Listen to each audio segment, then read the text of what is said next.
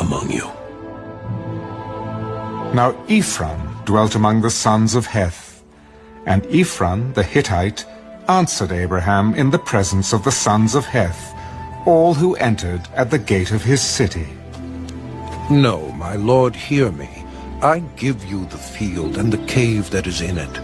I give it to you in the presence of the sons of my people. I give it to you.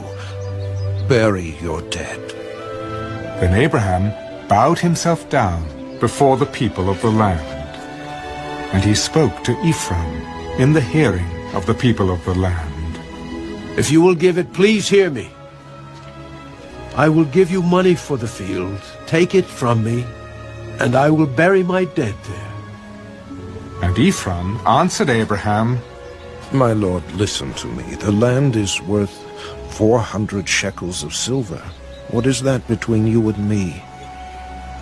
So bury your dead. And Abraham listened to Ephron.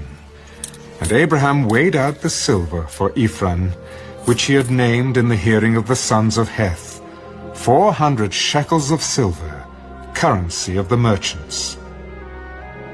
So the field of Ephron, which was in Machpelah, which was before Mamre, the field and the cave which was in it, and all the trees that were in the field, which were within all the surrounding borders, were deeded to Abraham as a possession in the presence of the sons of Heth, before all who went in at the gate of his city.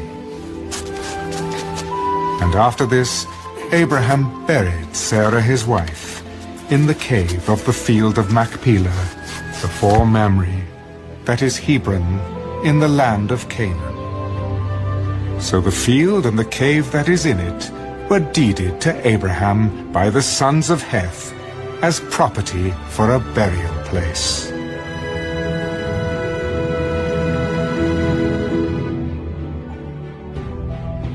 Genesis chapter 24.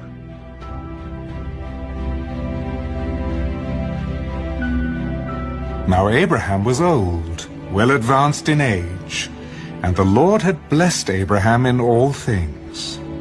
So Abraham said to the oldest servant of his house, who ruled over all that he had, Please, put your hand under my thigh, and I will make you swear by the Lord, the God of heaven and the God of earth, that you will not take a wife for my son from the daughters of the Canaanites among whom I dwell. But you shall go to my country and to my family, and take a wife for my son Isaac. And the servant said to him, Perhaps the woman will not be willing to follow me to this land. Must I take your son back to the land from which you came? But Abraham said to him, Beware that you do not take my son back there.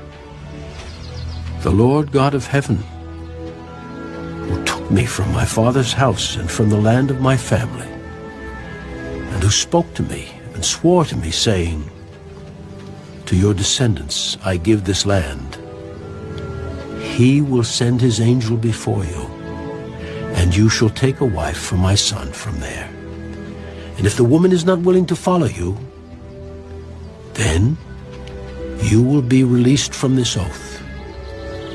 Only do not take my son back there. So the servant put his hand under the thigh of Abraham his master, and swore to him concerning this matter. Then the servant took 10 of his master's camels, and departed, for all his master's goods were in his hand. And he arose and went to Mesopotamia, to the city of Nahor. And he made his camels kneel down outside the city by a well of water at evening time, the time when women go out to draw water.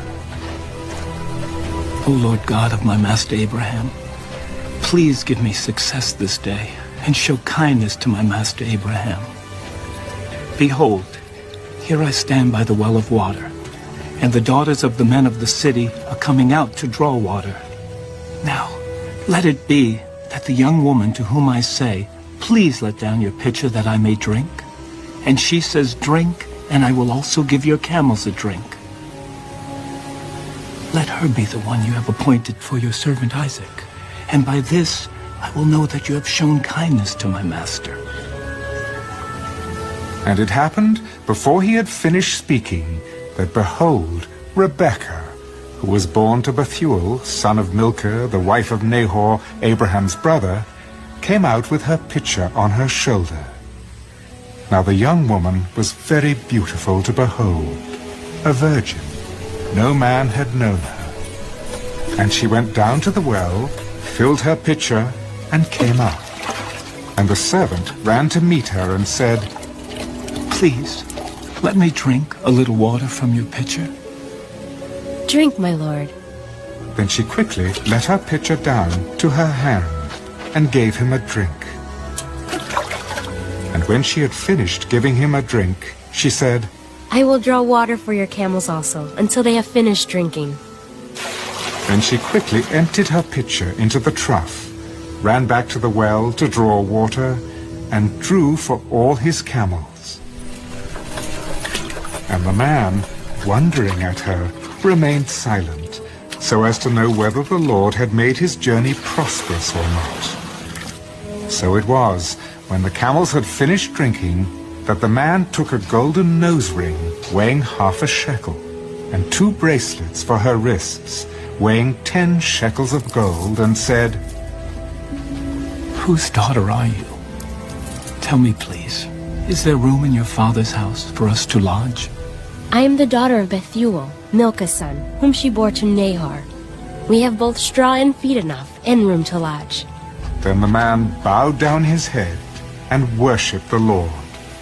Blessed be the Lord God of my master Abraham, who has not forsaken his mercy and his truth among you. Now Ephraim dwelt among the sons of Heth,